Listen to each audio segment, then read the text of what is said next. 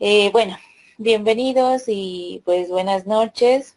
Espero que hayan tenido un buen fin de semana y pues ya iniciando esta segunda semana en lo que respecta a este módulo, que es el módulo 1 de neuropsicología infantil. Eh, como bien saben, pues este módulo, ¿no? Se llama así, es Introducción a los fundamentos mismos de la neuropsicología infantil. Este módulo, como lo habíamos comentado en la primera sesión, pues tiene mucho que ver con lo que es la neuropsicología de los trastornos del aprendizaje, debido a que habíamos dicho que no podíamos hacer una separación de estos dos, digamos, de estas dos teorías o de estos dos lineamientos, ya que pues justamente los trastornos de aprendizaje se circunscriben al ámbito de la neuropsicología infantil. Es por ello que estamos pues, integrando lo que son estos fundamentos para entender lo que es el procesamiento mismo cerebral, ¿no? Que compete a las estructuras cerebrales de los niños. En este caso, pues vamos a ir revisando algunos conceptos propios desde esta línea teórica y obviamente pues la anterior semana, como tenemos nada más 2 clases, me faltó complementar la tercera parte de lo que vendría a ser la primera unidad, ¿no? Esta unidad ya la voy a terminar el día de hoy, entonces vamos a ir terminando esta y ya pues finalizando esta unidad vamos a introducir la 2 que corresponde a esta semana como tal.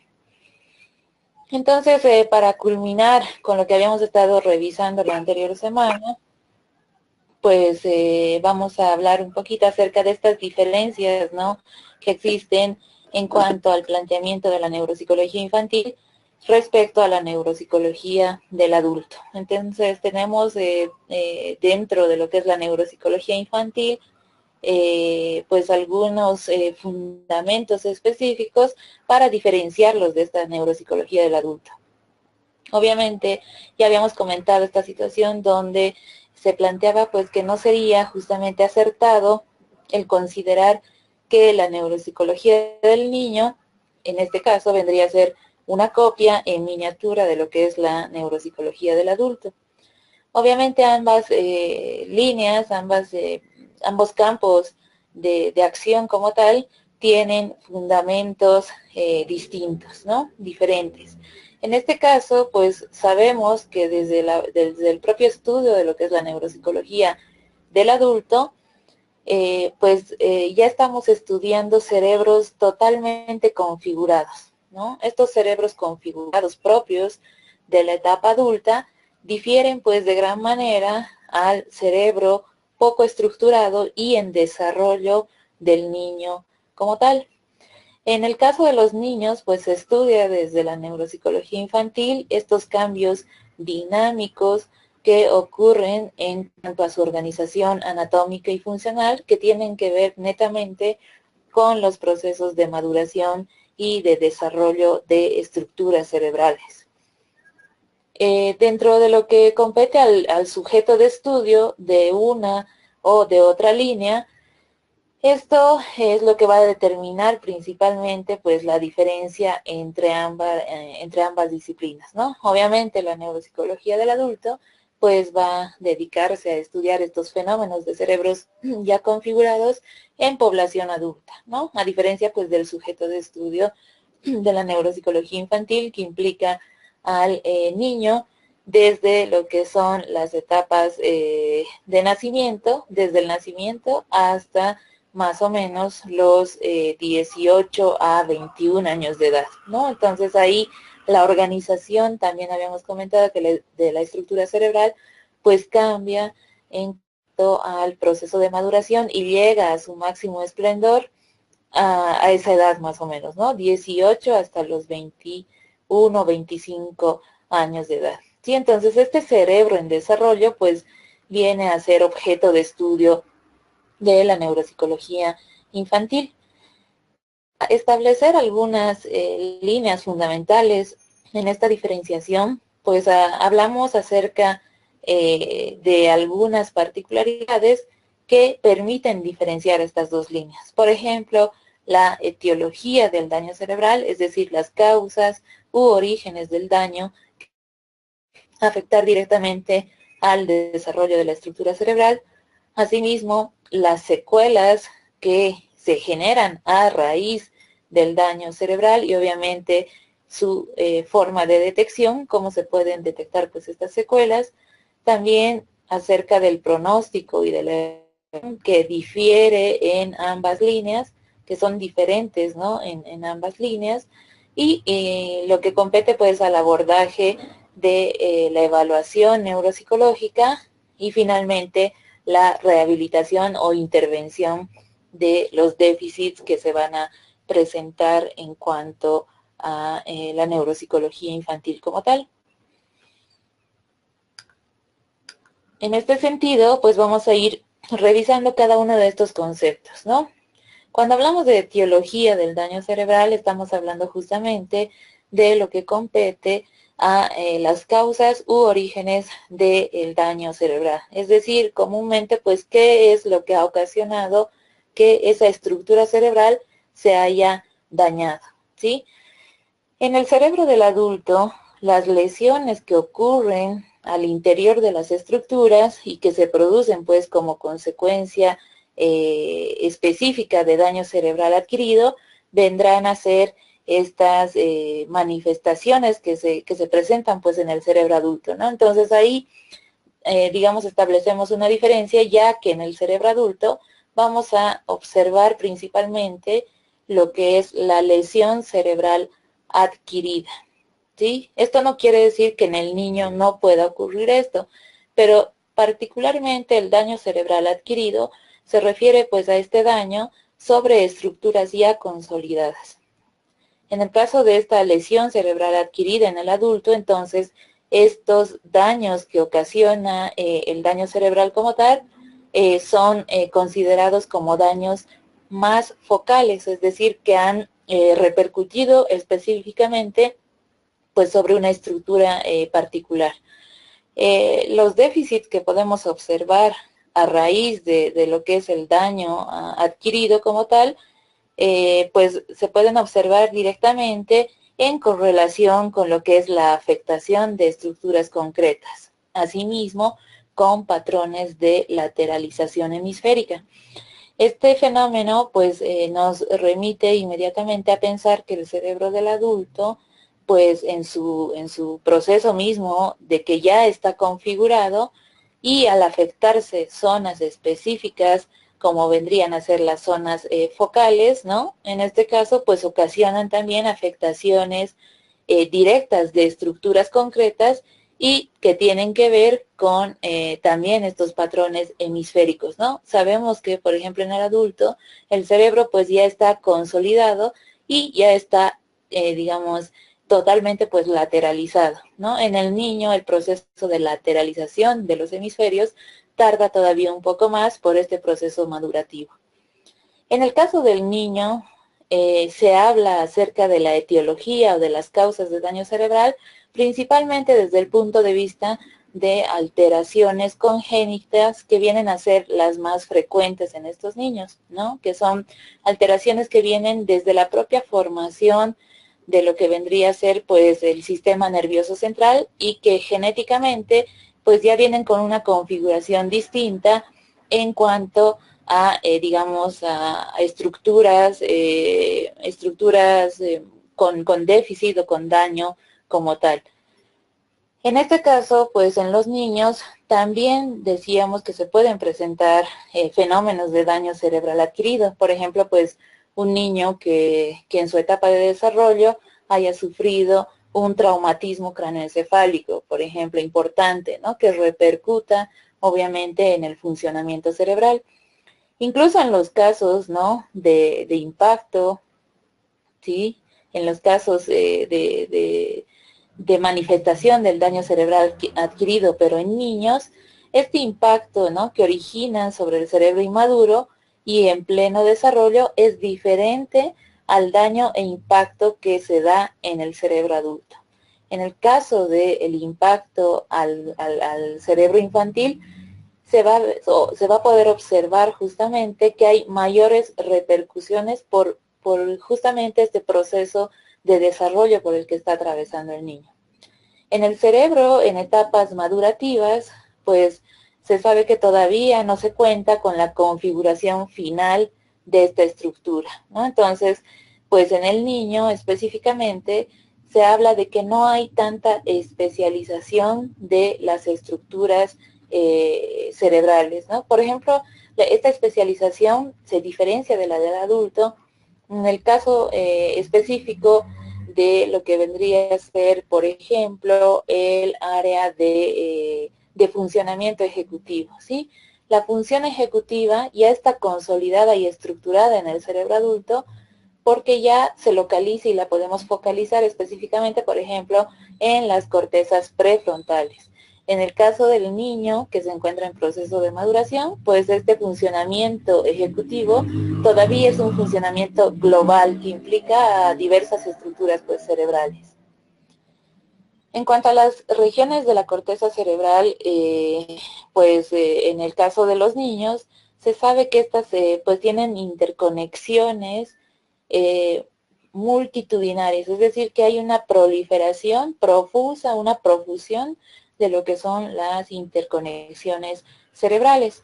Es así que una lesión muy temprana sobre estas estructuras que están tan interconectadas, pues van a generar de por sí síntomas más difusos.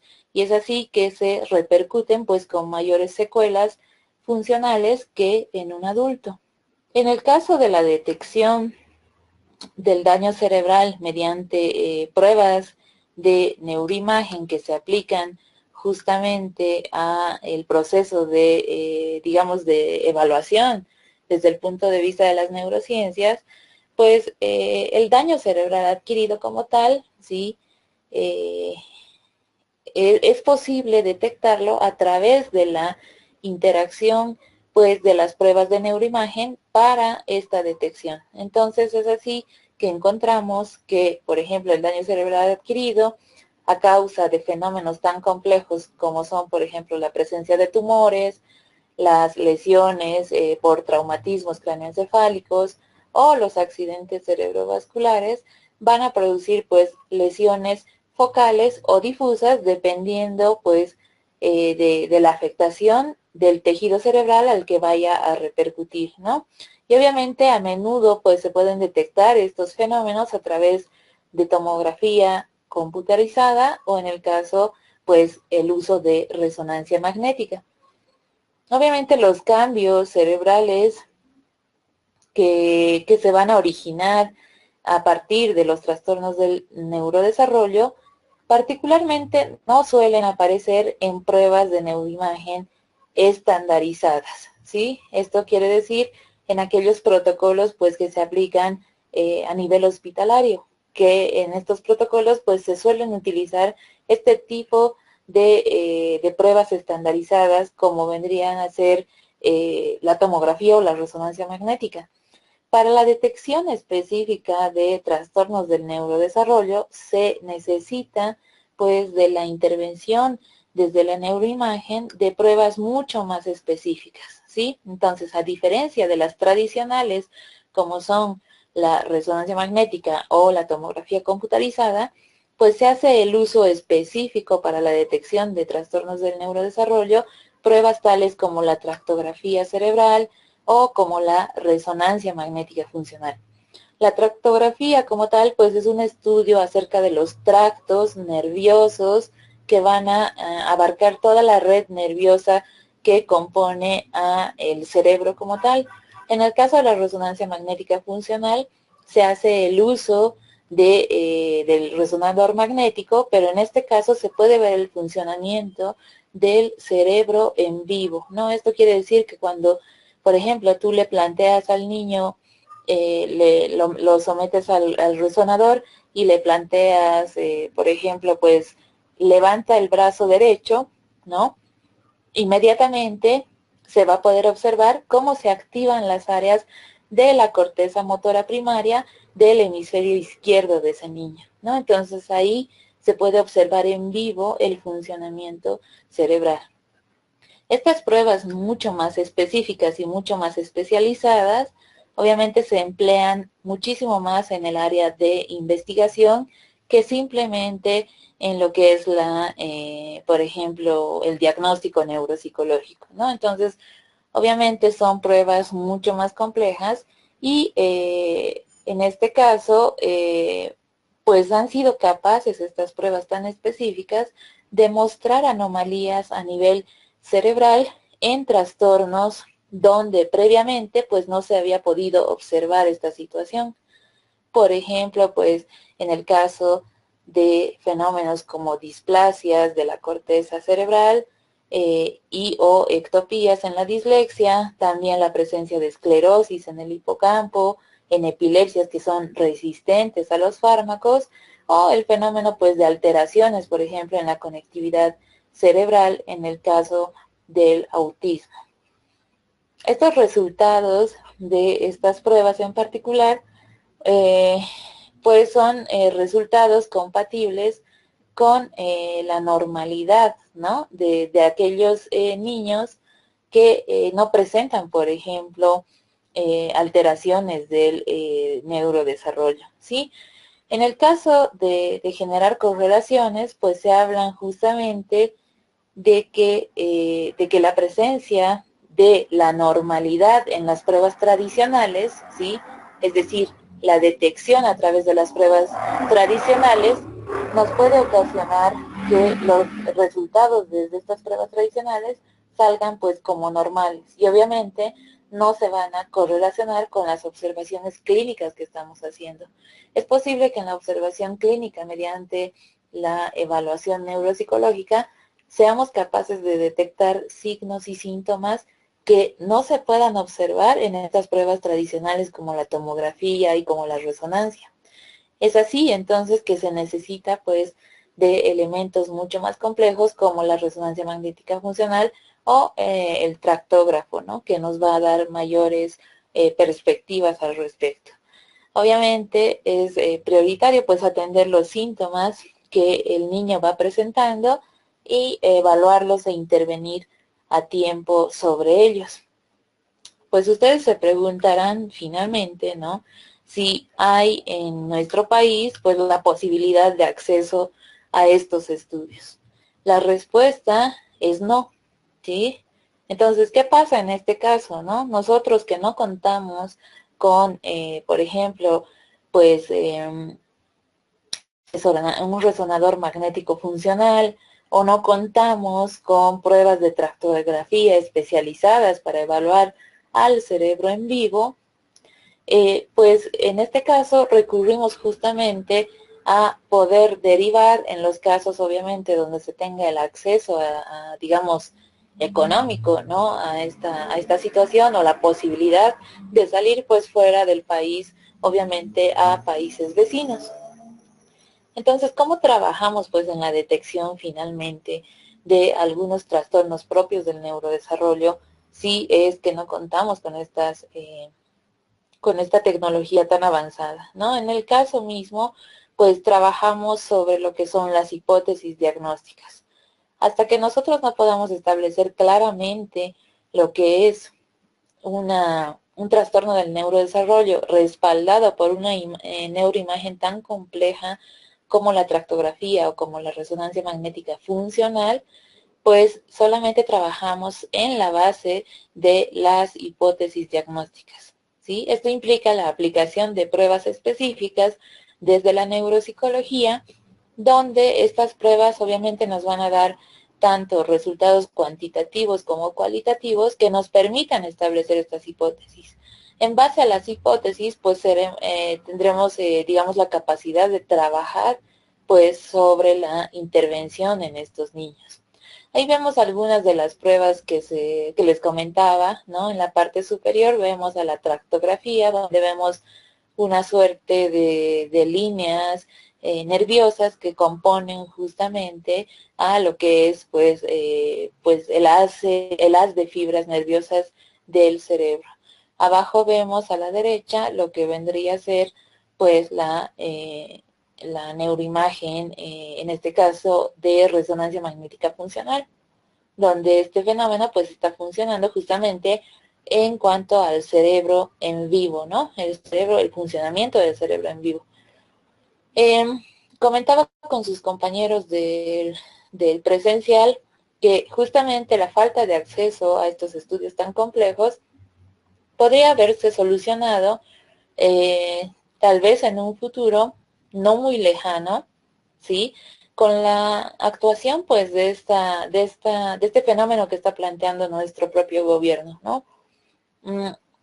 Obviamente no estamos hablando aquí desde líneas políticas, pero por ejemplo lo que es la aplicación de este ministerio, creo que se llama el Ministerio de Ciencia y Tecnología, creo que es así, o el Ministerio de Investigación Científica, sí, que lo fundaron creo que hace un año atrás o un poco más, pues va a dar lugar al planteamiento de investigaciones necesarias para trabajar en este campo, ¿sí?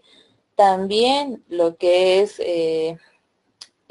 la fundación de este centro nuclear, ¿no? De investigación nuclear, en el cual pues se espera justamente que a través de la investigación nuclear se pueda acceder a máquinas pues tan complejas como son la tecnología pues de neuroimagen que necesitamos en nuestro país, ¿no? Entonces, desde ese punto de vista, encontramos, digamos, un punto a favor en lo que sería pues el esperar que en nuestro país se pueda eh, incorporar, lo que es esta tecnología. Voy a responderle a tu compañero que acaba de lanzar una preguntita ahí en el chat respecto a lo que es la referencia entre lesiones focales o difusas, ¿no? Cuando hablamos de una lesión focal, estamos hablando específicamente de una lesión local. En el caso del cerebro adulto, hablamos de una lesión focal cuando hablamos de una lesión en el área 44 de Brodmann o lo que vendría a ser la tercera circunvolución frontal, que en este caso implica a lo que es el área de Broca, ¿sí? En este caso, una lesión tan focalizada, tan específica en ese punto, ¿sí? En esa sección, pues, de la estructura cerebral, va a generar lo que es el trastorno de la afasia motora o lo que es la pérdida del lenguaje verbal, ¿sí? En el caso de las lesiones difusas, implica que se pueden afectar estructuras de lo que es este haz cortical que ustedes están observando ahí en pantalla, en esa imagen del centro, ¿no? Donde vemos a los haces corticales y que pueda, por ejemplo, afectarse una de las líneas de los haces corticales que repercuta sobre el funcionamiento global del cerebro. Entonces ahí no podríamos localizar, por ejemplo, dónde está, digamos, la alteración o el daño estructural como tal, y hablamos entonces de que hay una lesión difusa porque no hay una localización específica. ¿Y por qué? Pues porque el funcionamiento global se ve afectado, ¿sí? Entonces ahí se habla de lesiones difusas. No sé si quedó claro. Y bueno, a medida que vayamos revisando, pues vamos a ir aclarando un poquito más. En el caso de la orientación diagnóstica, sí, que se trabaja para esta diferenciación, es la neuropsicología infantil y la neuropsicología del adulto, pues hablamos específicamente desde el punto de vista del diagnóstico en particular, ¿no? El diagnóstico, pues, en general suele ser difícil de precisar cuando el niño es muy pequeño, ¿no? Cuando está muy chiquito, este diagnóstico se nos va a dificultar. Entonces, en este caso, se prolongado. Esto implica, pues, el seguimiento, por ejemplo, de esos casos hasta en años de evolución, ¿no? Antes de emitir, obviamente, lo que es un diagnóstico final. ¿Qué pasa? Por ejemplo, pues en el caso de un niño, ¿sí? Ahí les planteo un casito que dice un niño de 2 años, con alteración del lenguaje y dificultades en el contacto social que es diagnosticado, por ejemplo, con trastorno del lenguaje o con trastorno del espectro autista. Ahí hay un error garrafal sobre este tipo de diagnóstico, ¿no? Un niño de 2 años no puede ni debe ser diagnosticado con trastorno del lenguaje, pese a que presente alteraciones en el lenguaje, pero no podríamos hablar de un trastorno del lenguaje porque su lenguaje todavía no está consolidado, ¿no? Entonces acá en este caso, pues el niño de 2 años, por ejemplo, me lanzará pues a lo sumo, ¿qué será? Unas 6 palabras poco estructuradas y oraciones pues muy cortitas, ¿no? Entonces, ¿cómo podría yo evaluar realmente que ese niño tiene alteraciones propias del lenguaje?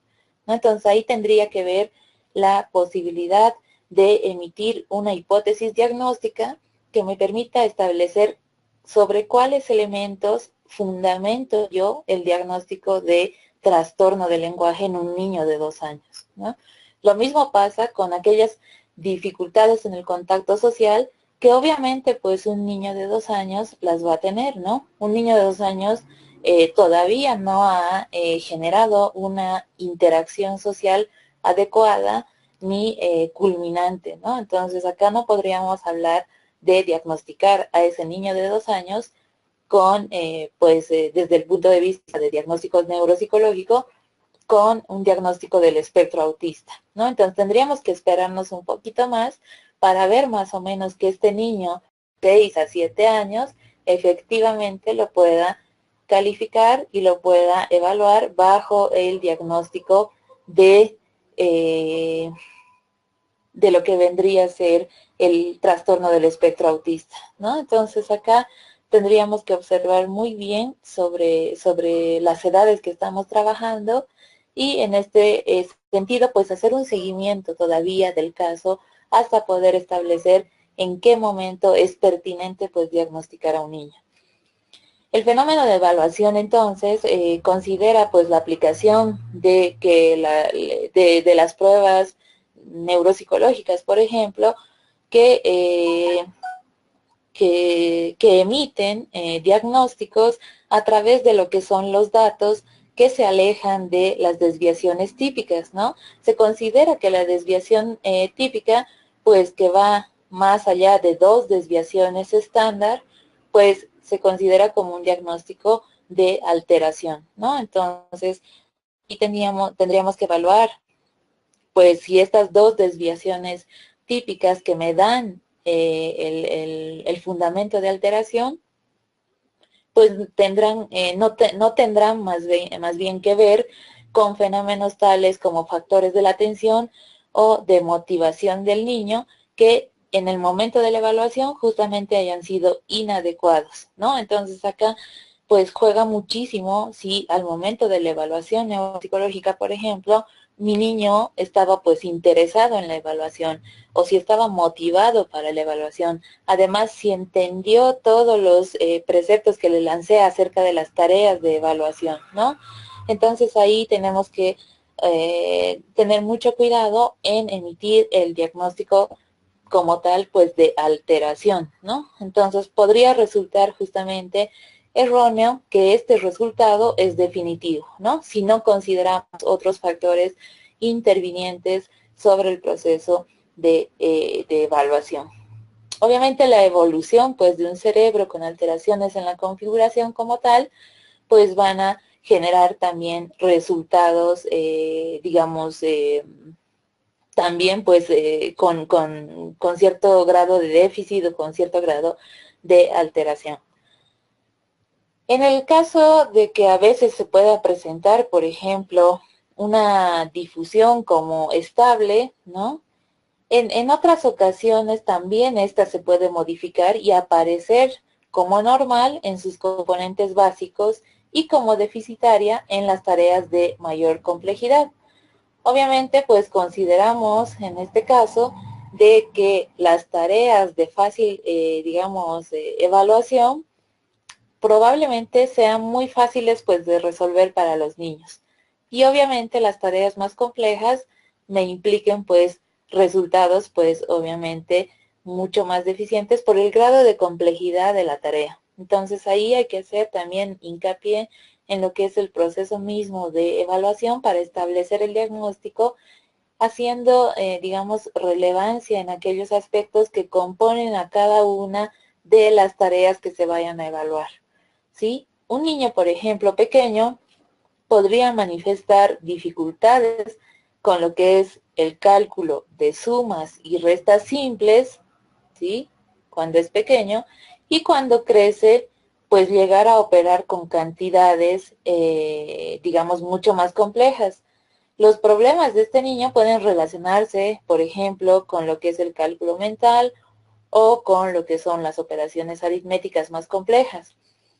Entonces, en este caso, tengo que realmente saber si ese niño es capaz o no de ejecutar, digamos, eficazmente la resolución de operaciones complejas a una edad pertinente, ¿no? Respondiendo pues a la pregunta justamente de cuándo abandonar el seguimiento a estos niños, probablemente la respuesta sea nunca, ¿no? Entonces, en el caso de alteraciones del neurodesarrollo, pues esto implica muy importante hasta poder establecer un diagnóstico certero y apropiado para estos niños. En cuanto a lo que es el proceso de evolución y pronóstico como tal, pues entendemos que desde este punto de vista existen fenómenos tales como la plasticidad cerebral, específicamente en el niño, donde estos fenómenos de plasticidad resultan ser mayores, pero existe mayor vulnerabilidad de la estructura cerebral a lo que es el daño, por ejemplo, cerebral adquirido, ¿no? En el caso de los adultos, tenemos que entender, ¿no?, que hay una base, digamos, estructural acerca de lo que es el funcionamiento premórbido de este sujeto, ¿no? En el caso del adulto, entonces entendemos que antes de la lesión cerebral, antes de que se adquiera la lesión cerebral, pues había un funcionamiento de por medio sano, un funcionamiento normal. Entonces, esta funcionalidad premórbida me brinda datos acerca de lo que va a ser la evolución y el pronóstico de ese daño cerebral. Si yo ya sé cómo funcionaba ese cerebro, por datos, obviamente, que tienen que ver con el funcionamiento cognitivo propio de los adultos, entonces esos datos me van a brindar la posibilidad de saber qué estructuras, por ejemplo, se encuentran dañadas y obviamente cuál es la repercusión pues a nivel funcional, ¿no? Entonces, esa funcionalidad premórbida es muy importante en el adulto para poder establecer pronósticos y evolución del daño cerebral adquirido. En el caso de los niños, ¿sí?, es difícil establecer un pronóstico y una evolución porque justamente no cuenta el niño con un nivel premórbido de funcionamiento. ¿Por qué? Pues porque su cerebro todavía estaba en proceso de maduración, todavía estaba en proceso de desarrollo. Entonces, como no sé cómo terminó de funcionar el cerebro de ese niño, pues no podría establecer realmente cuál viene a ser el cambio que se va a generar a partir del daño cerebral adquirido. Puede que el niño responda muy bien y, digamos, entre comillas, pues sane por completo, ¿sí? O puede ser el caso de que pues los fenómenos de plasticidad como tal no le vayan a favorecer y ese cerebro pues vaya a generar mayores disfunciones porque el daño fue más temprano. El pronóstico tras una lesión del sistema nervioso central nos va a permitir analizar lo que es esta doble cara de la moneda de la plasticidad. En este caso, existe una doble cara en cuanto a lo que es la plasticidad cerebral y la vulnerabilidad. Entonces decíamos que los cerebros jóvenes, ¿no?, los cerebros de los niños son más vulnerables pues al daño cerebral como tal, pese a que presentan entre sus cualidades a la plasticidad cerebral. a partir de los años 40, de 1940, se hizo una investigación en lo que es el fenómeno de plasticidad, y este principio que se estudió, denominado el principio de Kennard, que habla acerca de lo que son los efectos de lesiones cerebrales tempranas en macacos, ¿sí? En este caso, pues, Kennard, la autora, Margaret Kennard, expuso sus hallazgos acerca de lo que era, pues, esta lesión, por ejemplo, en la corteza motora de macacos jóvenes, y cómo la recuperación era mejor en todos los casos, mientras más joven, pues, fuera el monito, ¿sí? Ella empezó a hablar entonces de este fenómeno de la plasticidad cerebral propio de los cerebros jóvenes, ¿sí? Posteriormente, pues, al hallazgo de estos resultados, se derivó la idea de que cualquier daño cerebral temprano apenas podía originar secuelas. Un investigador en el área de neurofisiología, que fue Donald Hebb, ¿no?, trabajó en el año de 1949 refutando esta teoría, ¿sí? Es decir, desmintió, pues, la proposición de Kennard acerca de que los cerebros jóvenes suelen ser más plásticos, ¿no? Y él empezó a hablar de un fenómeno que se llaman las redes hebbianas, y en este caso, pues, habló acerca, obviamente, del fenómeno de plasticidad, pero él dijo que no solamente la plasticidad se da en cerebros jóvenes, que también se pueden observar fenómenos de plasticidad neuronal en cerebros más adultos, ¿no? ¿A través de qué?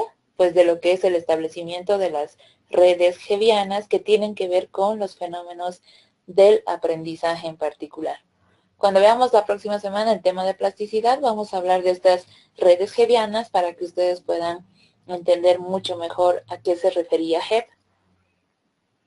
Obviamente, a pesar de que hay evidencia en contra de que solamente el cerebro infantil es plástico, todavía hasta este momento se ha seguido manteniendo lo que es este concepto en textos sobre neurología y sobre neuropsicología infantil, ¿no? Y aún hoy en día, pues, sigue gozando de gran aceptación entre profesionales que trabajan con niños, ¿no? Entonces, aquí hay que tomar conciencia de que el cerebro infantil, pese a que es muy plástico, ¿sí?, todavía tiene cierta vulnerabilidad mucho más importante que en el cerebro del adulto.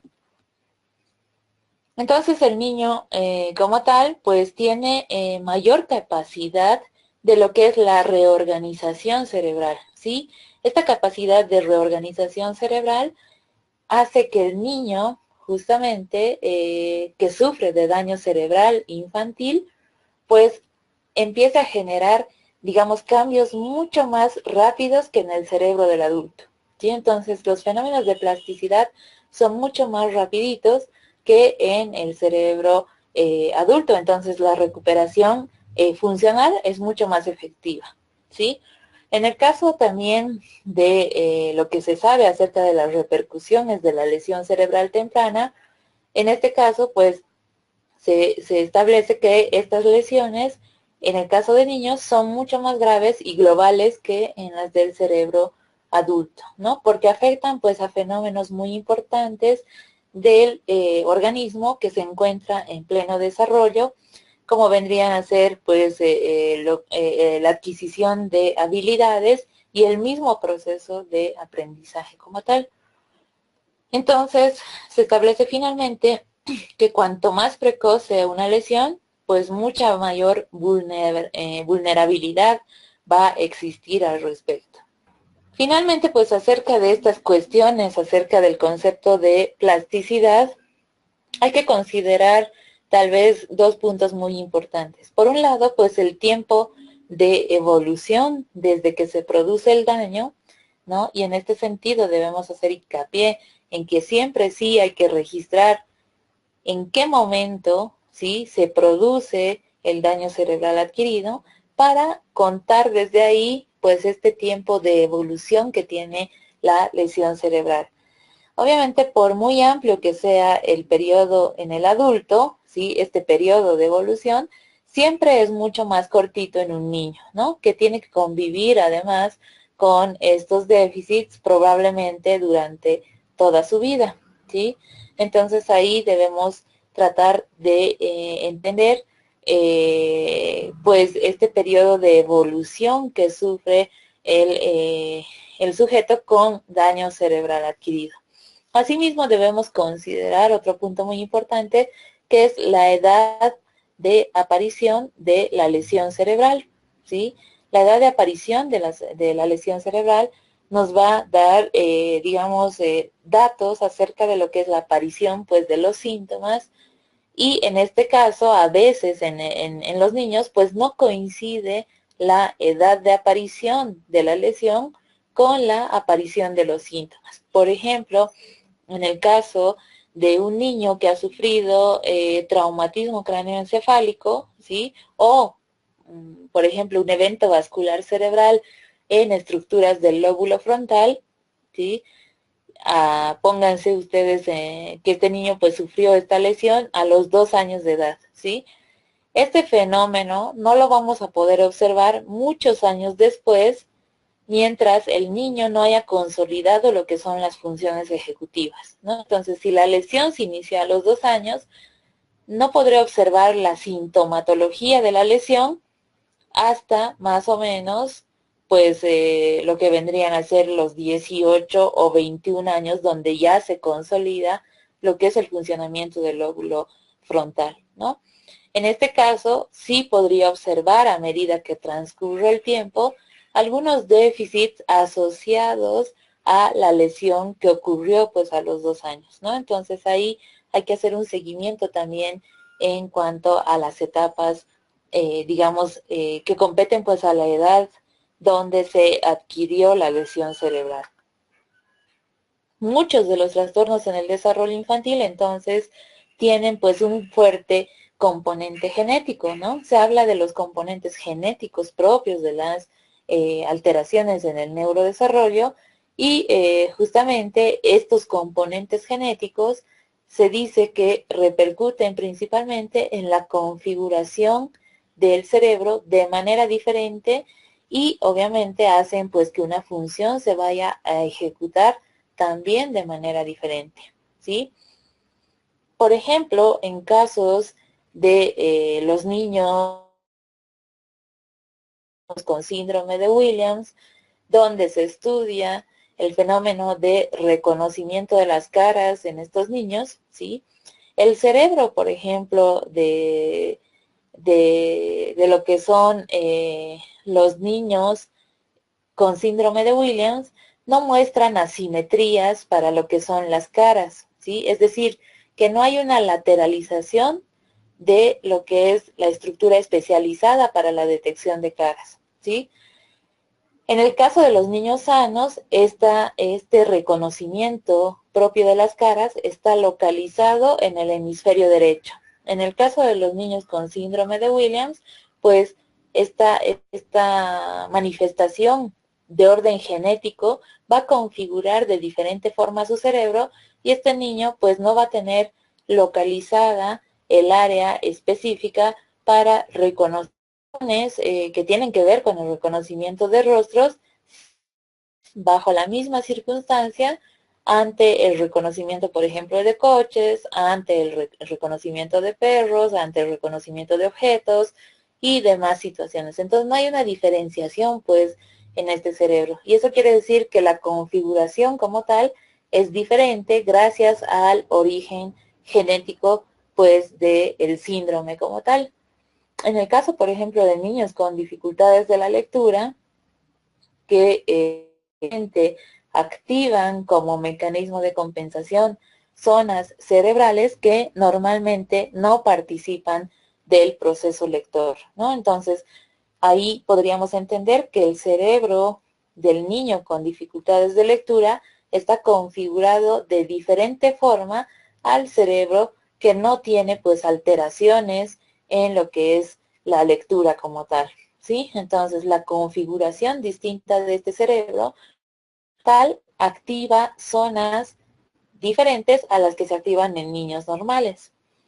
Las alteraciones, pues, en el desarrollo finalmente del sistema nervioso configuran lo que es un patrón anatómico y funcional diferente.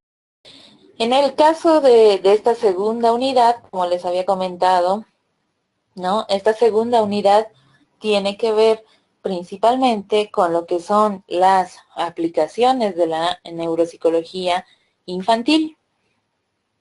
En este caso vamos a observar principalmente que estas aplicaciones pues las vamos a ir desentrañando a través de algunas unidades temáticas, ¿sí? Por un lado, pues vamos a hablar justamente de lo que es la neuropsicología infantil al día de hoy, ¿sí? Al día de hoy, justamente, esta ciencia, la neuropsicología infantil, es considerada como una ciencia biopsicosocial, ¿sí? Esto quiere decir que integra fundamentos biológicos, como psicológicos, como sociales, para explicar lo que es el fenómeno de la neuropsicología infantil. Desde este punto de vista de estudio de la neuropsicología infantil, pues hablamos que uno de los objetivos principales pues es estudiar lo que son las relaciones existentes entre el desarrollo del cerebro y la emergencia o la aparición de lo que son las funciones madurativas que tienen que ver con la maduración pues del funcionamiento cerebral superior, ¿sí?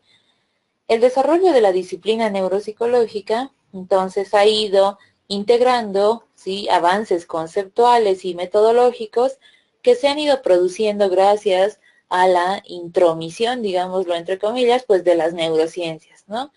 Y obviamente considerando algunos lineamientos desde la psicología. Entonces, la integración de estas dos ciencias tan manifiestas como son la neurociencia y la psicología han dado lugar a lo que es este avance conceptual y metodológico en el área de neuropsicología infantil.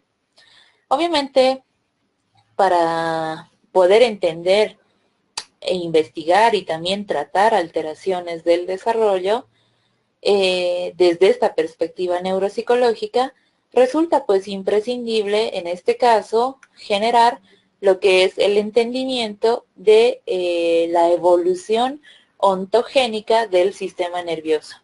Cuando hablamos de evolución ontogénica, estamos hablando de aquellos procesos que describen pues el desarrollo de un organismo, ¿sí? Estos fenómenos que describen el desarrollo del organismo se llama ontogenia.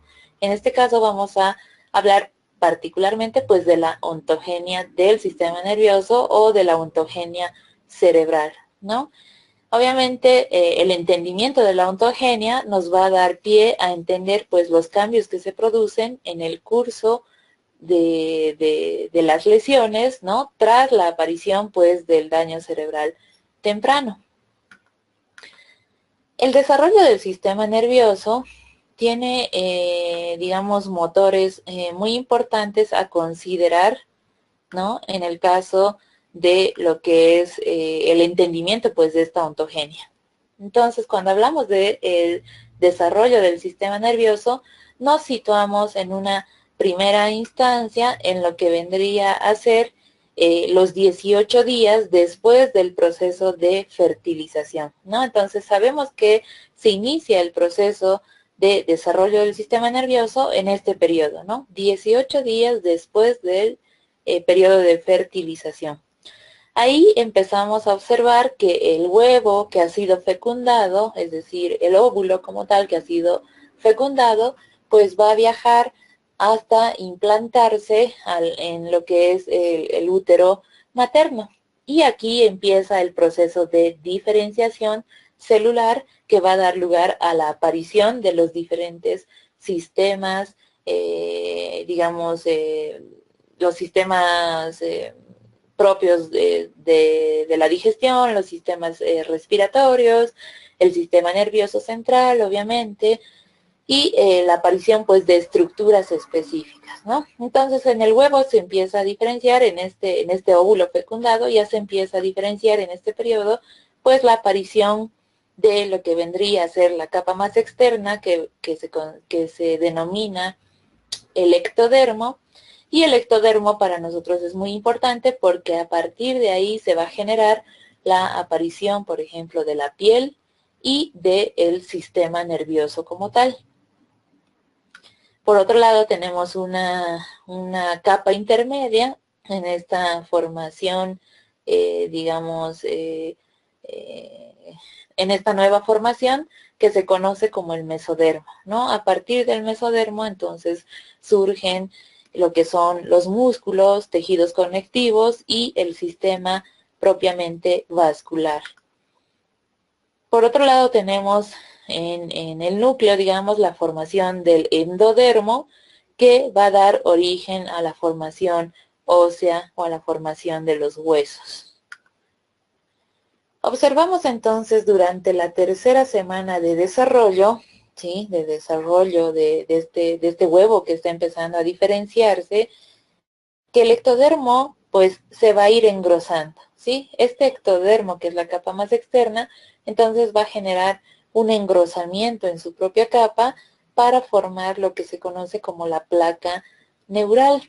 La aparición de la placa neural como tal, entonces va a generar pues este engrosamiento, y este engrosamiento va a empezar a movilizarse sobre sí mismo, elaborando lo que es un proceso de hundimiento, ¿sí? Que vemos ahí en el centro del dibujo, y este hundimiento se llama el proceso de invaginación, ¿sí? Este proceso de invaginación genera pues que se empiecen a plegar las propias placas de la placa neural, ¿no? Entonces se plega esta placa neural sobre sí misma y se genera en medio lo que se conoce. A los 24 días más o menos después del proceso de fecundación, pues los pliegues neurales entonces se van a unir, ¿no? Y formar, gracias al surco neural, lo que es el tubo neural dentro del embrión, ¿sí? Entonces ahí se ve pues justamente la formación como una especie de tubito, ¿no? Un tubo que se denomina el tubo neural. Este tubo neural está también, digamos, repercutido sobre, o más bien a través de lo que son los factores genéticos y ambientales para su propia formación, ¿no? Entonces, este es un periodo muy importante de formación del sistema nervioso, donde podríamos pensar que cualquier alteración que vaya a afectar el cierre del tubo neural, pues se da por fenómenos externos. Por ejemplo, ¿no? El consumo de algún medicamento específico que vaya a repercutir sobre la formación propia del tubo neural, ¿no? En este caso, otros factores genéticos que también contribuyan a lo que es el mal cierre o la mala formación del tubo neural. Entonces, ya desde el día 24, pues podríamos presentar dificultades en... Asimismo, también podríamos hablar de algunos factores de orden dietético, por ejemplo, como el colesterol elevado de la madre, o la falta, pues, de consumo de ácido fólico, que puede generar repercusiones en esta formación tan primaria de lo que es el sistema nervioso.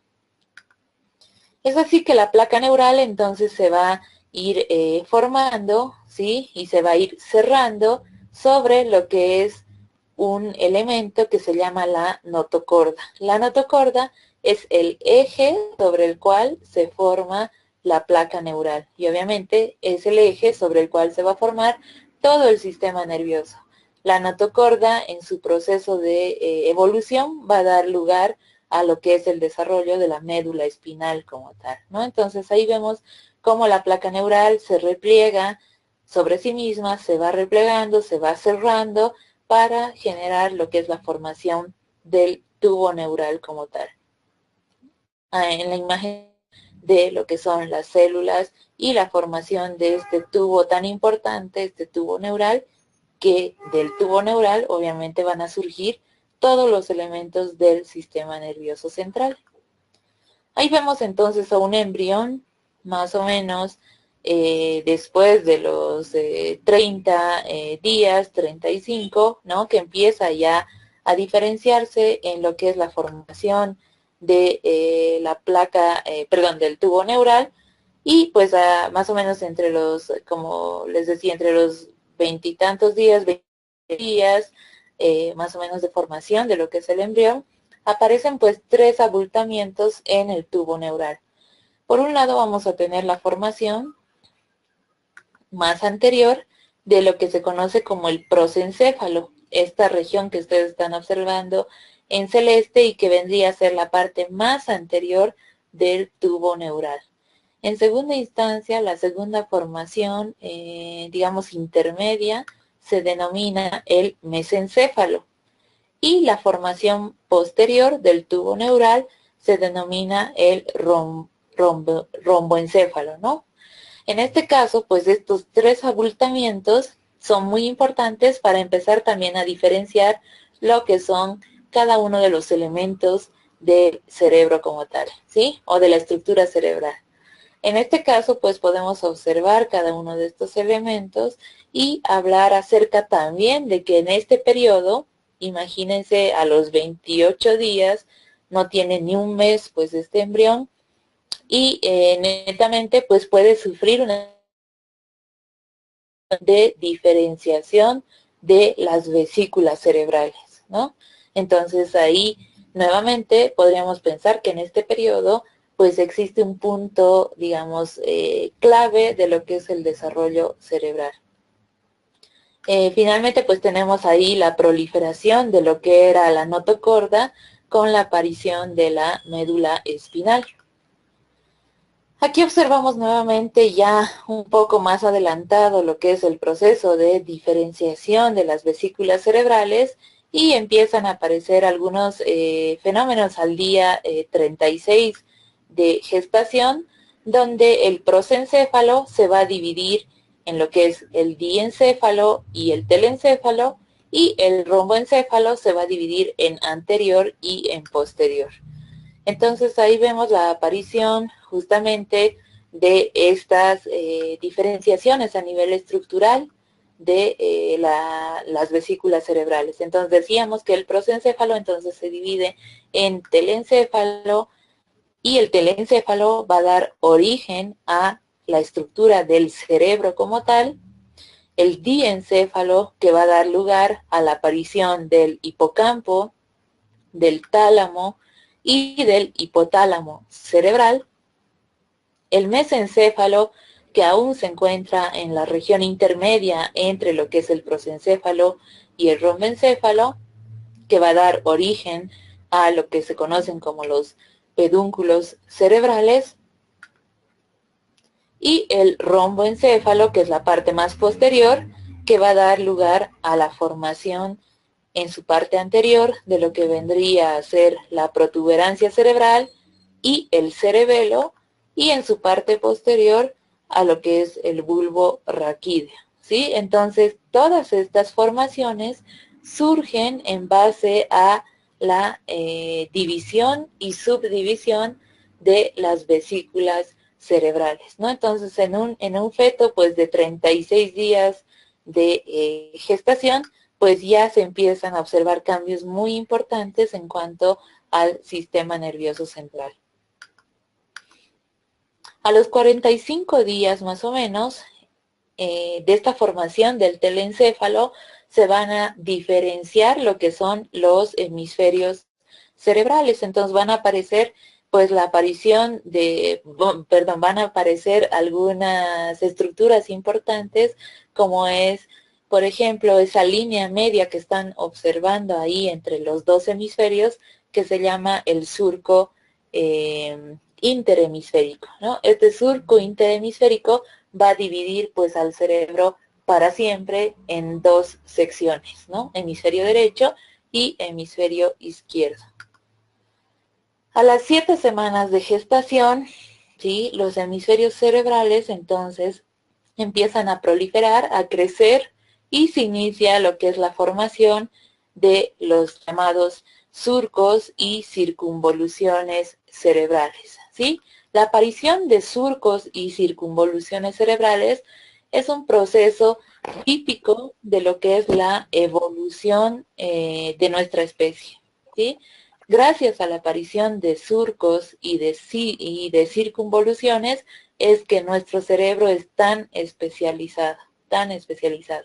Si nuestro cerebro fuera liso, pues no tendríamos la particularidad que tenemos de funcionamiento cerebral. Gracias a la aparición de estas circunvoluciones es que podemos ubicar las diferentes estructuras que componen a la corteza cerebral y hablar de los procesos focalizados típicos de estas estructuras, ¿no? Por ejemplo, si, no sé si ustedes son capaces y el mouse en movimiento, pero donde estoy señalando aquí cerca del lóbulo frontal, pues está focalizada gracias a lo que es la tercera circunvolución frontal, ¿sí? La tercera circunvolución frontal, está focalizada el área del lenguaje verbal. Asimismo, áreas tan importantes como, por ejemplo, esta formación que vemos acá abajo en el giro temporal inferior, muy cerca de lo que es el lóbulo occipital, que es la circunvolución angular específica para lo que es la escritura, ¿sí? Entonces aquí estos fenómenos de aparición de las circunvoluciones tienen muchísimo que ver pues con el funcionamiento del cerebro. A los 3 meses de gestación, ¿sí? Entre más o menos este periodo, a los 3 meses, pues ya podemos observar la diferenciación específica de los hemisferios cerebrales. También podemos observar lo que es la aparición de cisuras, como vendrían a ser la cisura lateral o la cisura de Silvio, que es la que divide los lóbulos temporal y parietal. Asimismo, surge pues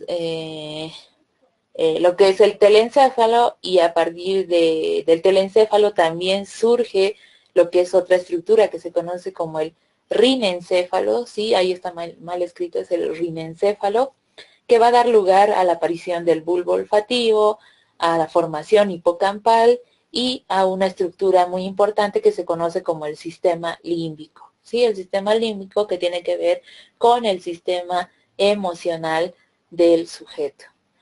Acá a los 3 meses también se inicia lo que es la formación de los ventrículos cerebrales, que está compuesto pues en su estructura como tal por 4 ventrículos. 2 ventrículos laterales, uno medial y uno posterior. Estos ventrículos se encargan de la circulación del líquido cefalorraquídeo para la regulación, por ejemplo, de la temperatura del cerebro y asimismo de llevar algunos nutrientes propios del líquido cefalorraquídeo para alimentar a estructuras importantes, tanto corticales como subcorticales. A los 3 meses el sistema nervioso entonces ya está distribuido además por todo el cuerpo y todos los órganos del cuerpo a su vez incluyen a elementos del sistema nervioso. Ahí vemos una gráfica pues justamente de este proceso de pliegue, de pliegues y repliegues que ocurren en el tubo neural y la formación de las regiones cerebrales primitivas. Acá en la última figura de la derecha y abajo, pues podemos observar en esta parte blanca, ¿no? Lo que es la formación de los ventrículos que hablábamos ahorita, ¿sí? Los ventrículos laterales, que son estas dos especies de astas ahí arriba, el ventrículo, este tercer ventrículo que se conoce así, la formación del tercer ventrículo, y acá en esta parte que parece un rombo, pues es la formación del cuarto ventrículo. Es ahí por donde transcurre pues el líquido cefalorraquídeo y va a irrigar, ¿no? A zonas tanto corticales como subcorticales del cerebro, ¿no? Entonces ahí vemos en la numeración misma pues las distintas formaciones que se van dando a partir de este proceso de, digamos, de de ejecución de lo que es la formación pues del tubo neural como tal. Ahí vemos otra gráfica también acerca de las mismas regiones y cómo se ven manifestadas a nivel ya de las estructuras cerebrales, ¿no? Entonces ahí vemos que, por ejemplo, acá el tubo neural pues va mudando, se va estructurando, como tal va generando nuevos pliegues y repliegues hasta formar lo que es la corteza y la subcorteza cerebral. Asimismo, por ejemplo, el mesencéfalo, cómo da lugar a la aparición de estas estructuras que son los pedúnculos cerebrales, y finalmente lo que son la parte más inferior del rombencéfalo, que va a dar lugar a estructuras tales como el área de los pedúnculos anteriores, y también estas áreas que tienen que ver con el hipotálamo y el puente cerebral. Aquí también vemos lo mismo, ¿no? Que es este proceso de repercusión de lo que es la morfogénesis o la ontogénesis cerebral, y cómo a medida que va creciendo pues el embrión se va especializando cada vez más el cerebro, y termina más o menos a los 9 meses de edad con lo que es ya un cerebro bien, digamos, bien desarrollado y apto pues para el nacimiento. Ahí nuevamente la misma gráfica. Y bueno, en este proceso mismo de lo que implica el nacimiento como tal, también observamos fenómenos que tienen que ver con el proceso de maduración y de desarrollo, ¿no? Entonces es así que a partir del nacimiento, ¿sí? Más o menos pues un ser humano, digamos, apto para nacer, viene más o menos entre los 8 y 9 meses de edad, como bien sabemos. Un proceso prematuro de nacimiento también implicará que el cerebro venga con una configuración distinta, ¿no? Entonces, si nos volvemos una diapositiva atrás, podemos observar que un cerebro más o menos a los 7 meses de edad todavía no cuenta pues con la formación total de lo que son los surcos y las circunvoluciones como tal, ¿no? A los 8 meses aún todavía le falta especializar mucho más la aparición de surcos y circunvoluciones. Y a los 9 meses pues ya está el cerebro del bebé ya con las estructuras ya completitas, ¿no? Pero imagínense pues el nacimiento de un bebé tan prematuro como un bebé de 6 meses o un bebé de 7 meses, donde el cerebro todavía está liso, ¿sí? La estructura está lisa como tal, y obviamente el nacimiento en este periodo pues implica un cambio radical de lo que es la salida pues del vientre materno hacia el mundo exterior, y la repercusión que tiene el entorno sobre ese cerebro que todavía no ha terminado de madurar, ¿no? Entonces ahí podríamos pensar que justamente en niños prematuros pues existen dificultades evidentes en cuanto a los fenómenos de adaptación se refiere, ¿no? Los fenómenos de adaptación que implican justamente también fenómenos como los déficits típicos del aprendizaje. Les decía que a partir entonces del nacimiento también se observan cambios importantes en la estructura cerebral, ¿sí? Es así que observamos cambios en lo que es la densidad de la sustancia gris durante el desarrollo cortical después del nacimiento. En la imagen de la derecha, perdón, de la izquierda, donde observamos como unos arbolitos, ¿no? Unas ramificaciones, estas vendrían a ser justamente las sinapsis cerebrales. Ahí observamos al extremo izquierdo, pues una de las imágenes donde se observa cómo nace, pues, un niño con estas conexiones sinápticas. Entonces, estamos observando obviamente un corte muy chiquito de un área muy pequeña del cerebro, pero ahí podemos observar que, por ejemplo, las neuronas todavía pues están sueltas, ¿no? Entonces, están dispuestas ahí en la estructura cerebral, pero pues vemos poca proliferación, por ejemplo, de conexiones sinápticas. Evidentemente nacemos con mucha formación neuronal, pero no con conexiones sinápticas, ¿no? Entonces, en este caso, obviamente estamos observando cómo se ve, pues, digamos, la materia gris o la sustancia gris del cerebro del recién nacido, ¿no? Entonces, ahí vemos a las neuronitas justamente sueltas y flotando, pues, en un espacio propio de las redes neuronales, ¿no? Más o menos al año de edad o hasta los 2 años, ¿sí? Pues se empieza a generar una suerte de proliferación de lo que son las conexiones sinápticas. Y esto ocurre gracias a los procesos de la propia experiencia y del aprendizaje que va adquiriendo el niño. Entonces, cada evento se va ramificando, ¿sí? Cada evento en la vida del niño va generando nuevas conexiones sinápticas.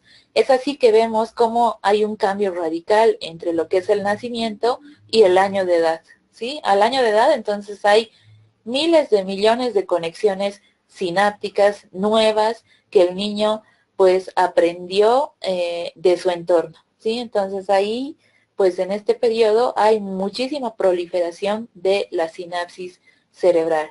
En una tercera etapa, más o menos a los 2 años de edad, pues entendemos que hay un proceso que se llama la poda sináptica, ¿sí?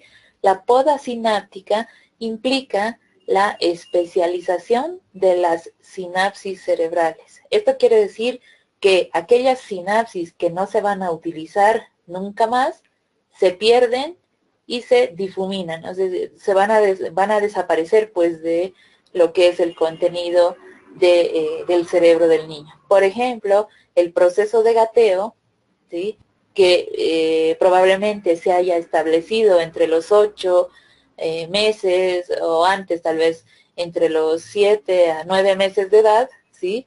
Este proceso del gateo que generó muchísimas sinapsis, a los 2 años ya no va a ser necesario. ¿Por qué? Porque el niño ya aprendió a caminar.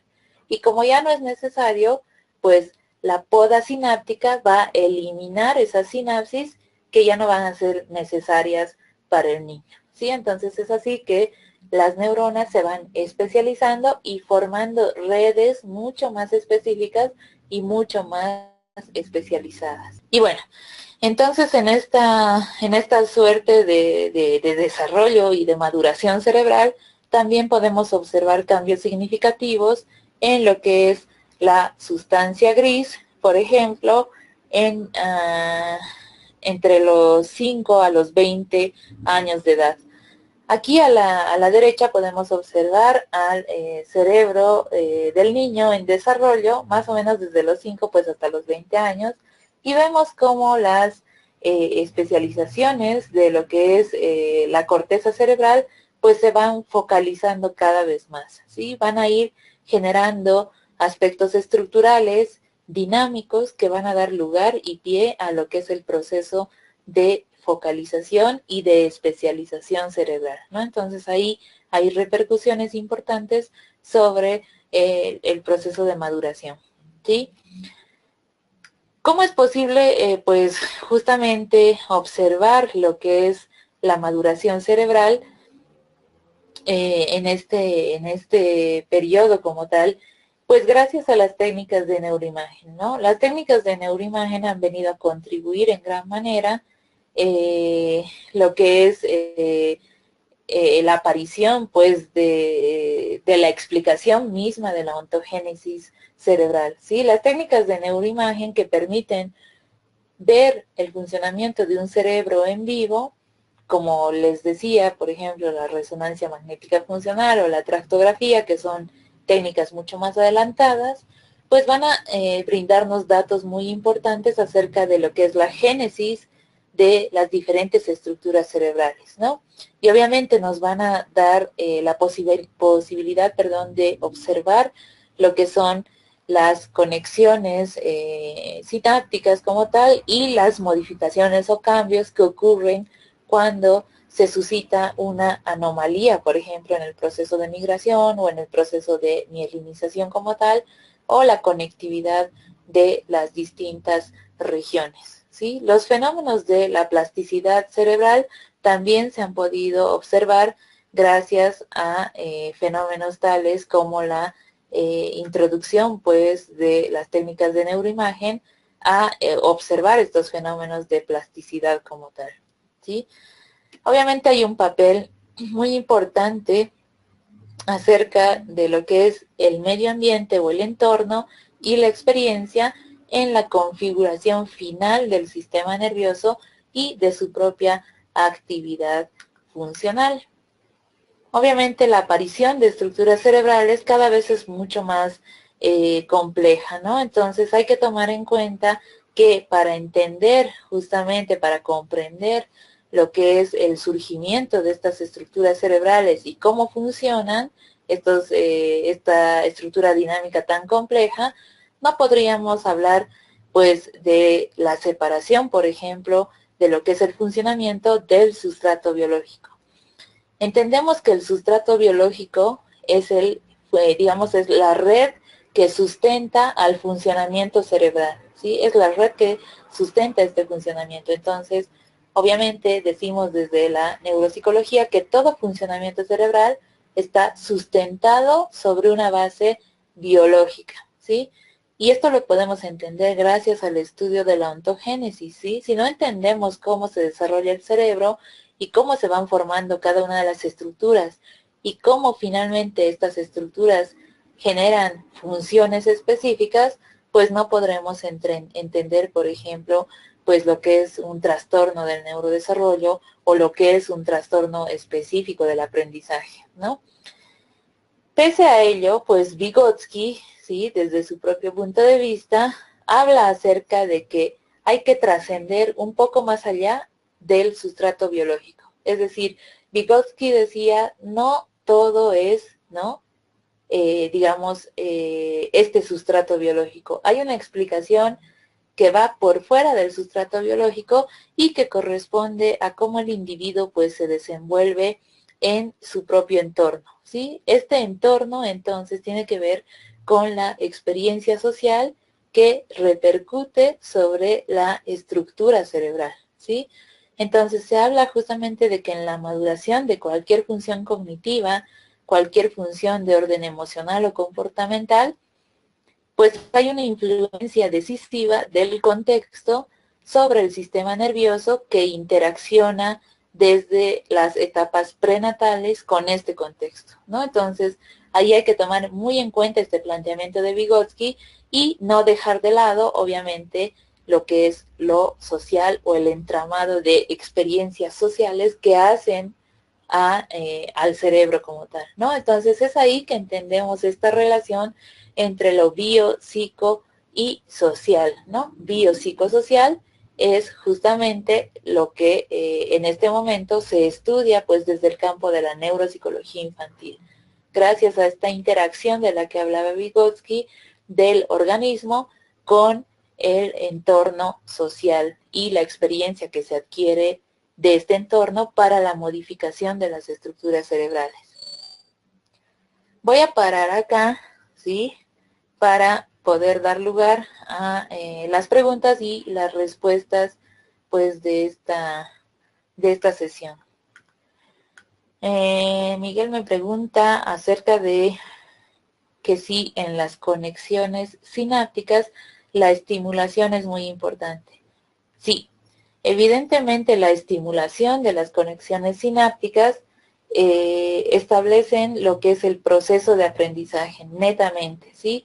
Por ejemplo, este autor del que les mencioné, que se llama Donald Hebb, que habla acerca de las redes hebbianas, justamente habla de este fenómeno. Habla del fenómeno de estimulación de las sinapsis nerviosas a través de lo que se conoce como la repetición, ¿no? La repetición, por ejemplo, de un aprendizaje o la repetición de una conducta para que se consolide el aprendizaje. Entonces, obviamente, la estimulación que tiene que ver con la estimulación de las redes sinápticas va a generar mayor consolidación en estas redes que Hebb denomina como redes hebbianas o redes de aprendizaje, ¿sí?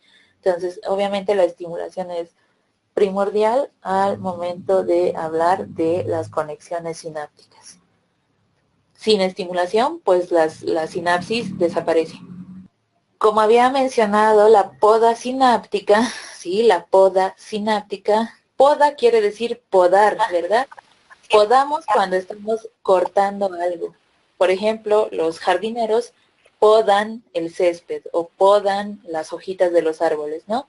Entonces, pasa lo mismo. La poda sináptica implica este proceso de especialización de las redes neuronales por las que se van especializando, pues, estas redes, ¿no? Entonces, esta poda sináptica implica podar lo que ya no sirve o desechar lo que ya no sirve, ¿no? Entonces, el cerebro mismo va desechando las conexiones sinápticas que ya no le son útiles, ¿sí?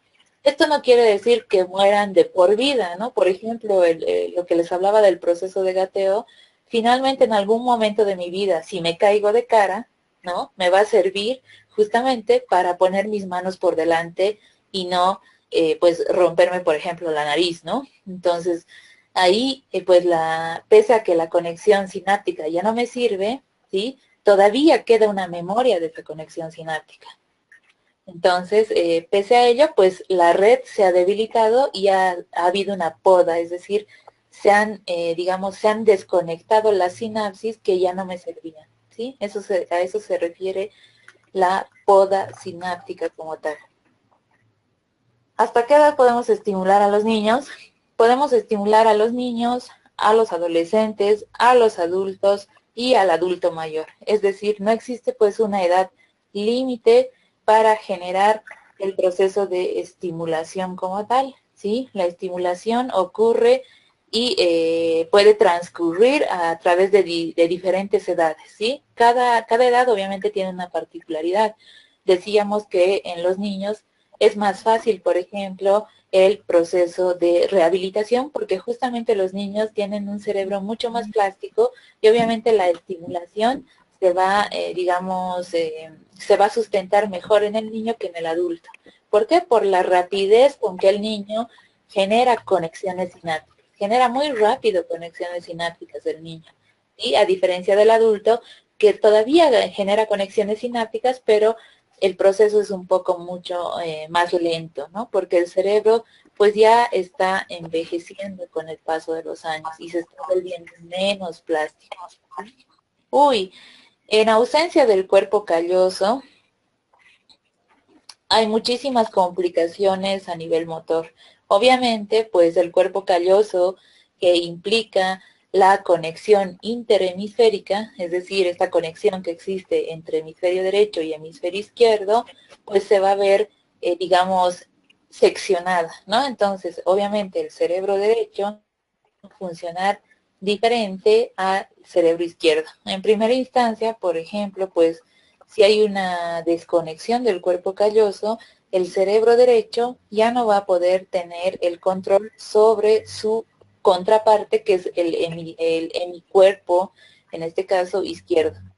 Lo mismo, ¿no? El hemisferio izquierdo no va a poder tener control sobre su contraparte, que es el hemicuerpo derecho. Entonces, en este caso, por ejemplo, a nivel motor, el funcionamiento sería individual. Por ejemplo, la mano derecha haría cosas que la mano izquierda ni sabe que está haciendo, ¿no? Entonces, cada mano funcionaría por su lado, ¿no? Bajo sus propias condiciones, ¿no? Por ejemplo, si, no sé, se me ocurre que si una persona con desconexión del cuerpo calloso se encuentra comiendo, mientras su mano derecha le está dando de comer, la otra pues está cortando con el cuchillo otra cosa, ¿no? Entonces ahí pues hay digamos, los movimientos como tal pues no son coordinados, ¿no? No son coordinados.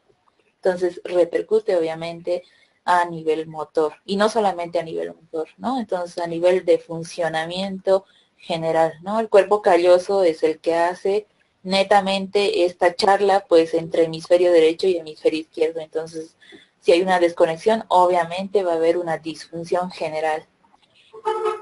Dentro del proceso de aprendizaje, ¿cuál es la diferencia entre dificultad, problema y trastorno?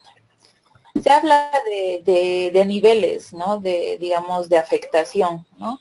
Cuando hablamos de dificultades, probablemente estemos hablando de fenómenos digamos, mucho más moderados respecto al aprendizaje, ¿no? Una dificultad, por ejemplo, de aprendizaje de la que podríamos hablar es la discalculia, ¿sí? La discalculia podría ser una dificultad, mientras que un trastorno del aprendizaje podría ser, por ejemplo, una dislexia, que es ya un fenómeno mucho más complejo que una dificultad como la discalculia, en el caso de las sumas, por ejemplo, solamente de las sumas, ¿no? Entonces ahí hay grados, ¿no? La dificultad tal vez implica un grado mucho menor, el problema como tal implicará un grado mucho más moderado y obviamente el trastorno ya es un fenómeno mucho más severo y mucho más complejo, ¿no?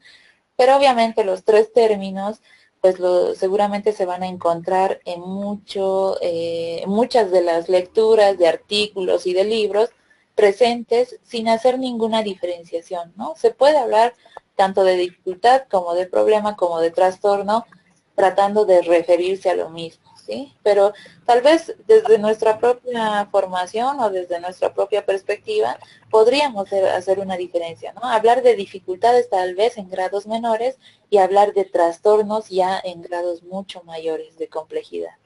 La sobreestimulación, me dice, ¿no? Que de alguna manera, pues, podría generar que ok. Bueno, este fenómeno de la sobreestimulación, ¿sí? Bueno, hay que considerar, ¿no? Cómo actúa, pues, el padre respecto a su hijo, ¿no?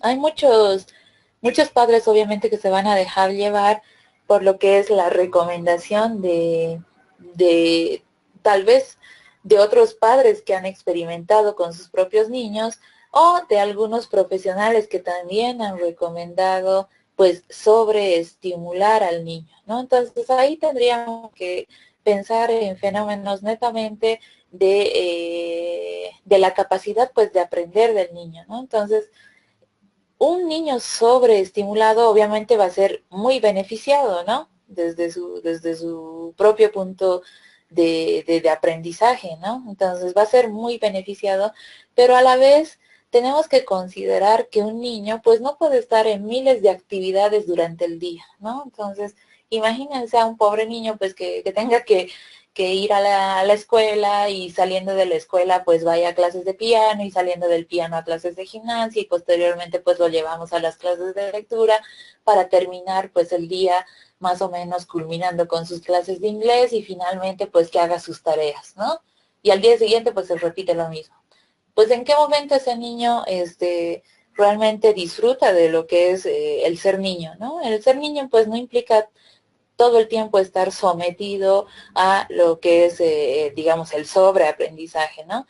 Según las necesidades y digamos, la propia visión de los padres, seguramente, pues, cada uno actuará de diferente manera. No podríamos recomendar a un padre que piensa, obviamente, que la sobreestimulación le va a favorecer a su niño y decirle, sabe, pues yo no le recomiendo, ¿no? Que lo mande a tantas cuestiones, pero sí poder hablarle acerca de cómo esto podría generar un cansancio, por ejemplo, en el niño, ¿no? Un cansancio no solamente de físico, obviamente también emocional, ¿no? Entonces, este cansancio emocional también podría repercutir, pues, más adelante en lo que es el fracaso en cada una de estas actividades, ¿no? ¿Cómo sabemos, por ejemplo, que ese niño sobreestimulado es apto para todo lo que se le plantea, ¿no?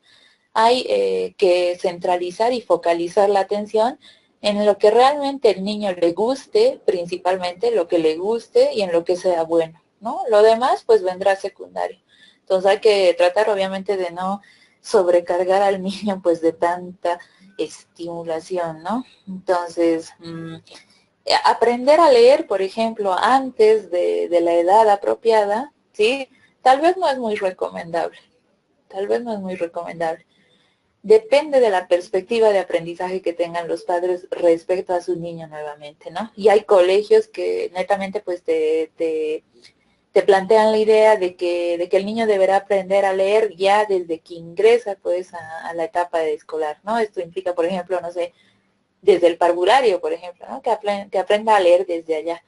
Entonces tal vez esto genere un cansancio y un agotamiento también mental en el niño. Entonces habrá que evaluar, ¿no? Cuáles son digamos, los contras, pues, de este sobreaprendizaje o esta sobreestimulación, ¿no? Obviamente tiene sus puntos buenos, sus puntos malos. No podríamos decir que es una situación mala, ¿no? El poder estimular tanto a un niño. A ver, la estimulación temprana se trabaja obviamente se trabaja según el periodo de desarrollo, ¿no? La estimulación temprana tiene que ver netamente con el trabajo con neonatos, ¿no? Con neonatos. La estimulación multisensorial probablemente es una de las herramientas de la estimulación temprana, pero que tiene aplicabilidad, por ejemplo, a mecanismos de rehabilitación, ¿sí? La estimulación multisensorial no solamente pues nos sirve en cuanto a la estimulación temprana. Esta implica la aplicación de esta técnica en diferentes etapas, por ejemplo, de la vida. Por ejemplo, a un sujeto adulto que ha sufrido lesión cerebral de áreas corticales relacionadas, por ejemplo, con lo que es el lenguaje, ¿sí?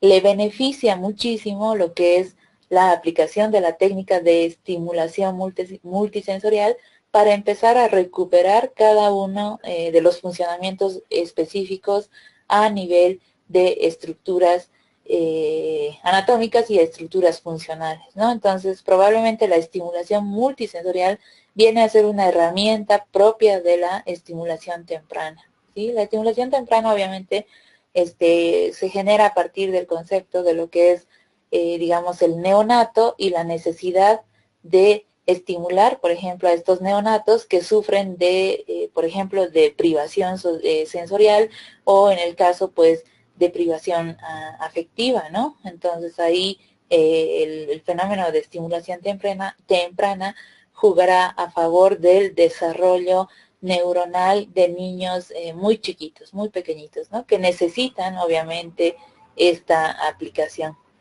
¿sí? La estimulación temprana no se aplica en los casos, ¿verdad? Obviamente en niños que están bien contenidos, ¿sí? Pues la estimulación temprana probablemente no sea necesaria como en casos más complejos que implican, por ejemplo, ¿no? El caso de niños que crecen en hogares de acopio o en hogares, perdón, de ¿cómo se llama? Bueno, los hogares pues que reciben a niños huérfanos, ¿no? Entonces ahí se trabaja desde diferentes perspectivas en cuanto a lo que es la estimulación. La estimulación temprana favorece netamente el desarrollo o el neurodesarrollo del niño, ¿sí? La estimulación multisensorial vendrá a ser una técnica propia de la estimulación temprana. Los fenómenos de adaptación por los que atraviesa un niño que nació prematuro.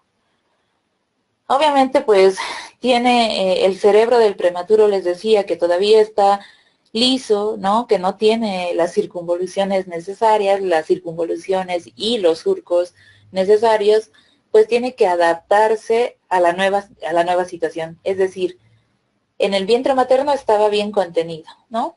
Saliendo de este vientre a un entorno tan agresivo como es nuestro entorno, pues la adaptación misma va a generar en el niño que tenga que adaptarse, por ejemplo, a los nuevos sonidos del ambiente. Imagínense para este cerebro tan inmaduro registrar un sonido muy fuerte, ¿no? Que le sea muy impactante, o registrar la luz, ¿no? Registrar incluso lo sensorial, el tacto como tal, le va a resultar pues de gran impacto al cerebro prematuro, ¿no? Entonces, en este caso, tiene que generar sus propios mecanismos de adaptación para poder entender lo que pasa a su alrededor, ¿no? Y obviamente estas repercusiones que tienen sobre el cerebro infantil, fenómenos tales como son los estímulos potentes que vienen del ambiente a un cerebro tan prematuro que no ha desarrollado del todo, pues pueden generar tanto repercusiones negativas como positivas. Negativas en el caso, por ejemplo, de que este cerebro pues no sea capaz de adaptarse del todo a esos nuevos cambios. Y positivos desde el planteamiento, por ejemplo, que acabamos de comentar con tu compañera, que se habla acerca de la estimulación temprana en niños prematuros, ¿no? Entonces, la estimulación temprana en niños prematuros implica también el crecimiento y la maduración que se pueda llegar a alcanzar durante el periodo que se encuentra el niño por ejemplo, en incubadora, ¿no? O el niño que ya ha vuelto a su hogar muy pequeñito y que necesita todavía de esta estimulación para poder desarrollar todavía pues lo que le falta en el periodo de neurodesarrollo de maduración. ¿Sí? Entonces los fenómenos de adaptación son diferentes al fenómeno adaptativo pues de un niño que ya nació de 9 meses con un cerebro ya apto para el ambiente o para el entorno. El pleno desarrollo del funcionamiento ejecutivo, así como tal, pues se puede registrar más o menos entre los 20 a 23 años de edad, ¿sí? Esa es la edad, digamos, tope, donde el funcionamiento ejecutivo va a ejecutarse, pues, como tal, ¿sí? Va a generar una ejecución óptima de sus propios recursos. En el caso del adulto mayor, me decían, a ver, ok, en el caso del adulto mayor sí se puede estimular a estos adultos con actividades, sí, que tienen que ver con la plasticidad, sí. Netamente se estimula al adulto mayor con experiencias de su diario vivir. Eso sí es una, digamos, es una particularidad de la rehabilitación neuropsicológica que trabaja con actividades propias de cada sujeto. Es decir, no podríamos aplicar la misma técnica a todos nuestros pacientes. Tenemos que aplicar técnicas personalizadas e individualizadas bajo la propia experiencia de vida del sujeto, ¿sí? Entonces ahí se generan estos mecanismos de plasticidad a través de ello. Enfermedades de la madre que afecten a la formación neuronal. Muchísimas, ¿sí? Les decía, desde los fenómenos que tienen que ver con la dieta hasta enfermedades tan complejas, por ejemplo, como, yo qué sé, obviamente pues como el cáncer, ¿no? Entonces, cualquier enfermedad de la madre, ¿sí? Puede repercutir sobre el sistema nervioso del niño que está gestando, ¿sí? Cualquier enfermedad. Desde un simple resfriado, o sea, desde un simple resfriado, pero con el consumo de medicamentos, quiero decir, ¿no? Porque obviamente una simple tos, pues no le va a generar cambios, digamos, cerebrales, estructurales al niño, ¿sí? Algún fenómeno complejo que ocurre dentro del resfrío de la madre y que consuma medicamentos porque está resfriada, pues ahí sí genera algún cambio estructural. Enfermedades que van, por ejemplo, como la diabetes, como la esquizofrenia, como el cáncer como tal, la malnutrición de la madre, el alcoholismo, el consumo de sustancias tóxicas o cualquier otro fenómeno complejo que pues vaya a repercutir directamente sobre el desarrollo neuronal, ¿no? Entonces, todos estos fenómenos pues van a generar cambios estructurales en el cerebro del niño como tal. Bueno, siendo esta la última pregunta, nada más déjenme tomar foto a quienes asistieron hoy. Ok. Entonces ya tengo el registro de los nombres del día de hoy y vamos a cerrar acá, ¿sí? Para que ya no se nos vaya, pues ya no se nos fueron 15 minutitos más allá de la sesión, ¿sí? Entonces estén atentos ahí a su plataforma porque tenemos pues para esta semana una nueva actividad y un nuevo foro sobre el cual tienen que participar. Entonces nos estamos escuchando y leyendo pues el día jueves, ¿sí? Que tengan bonita noche y que descansen.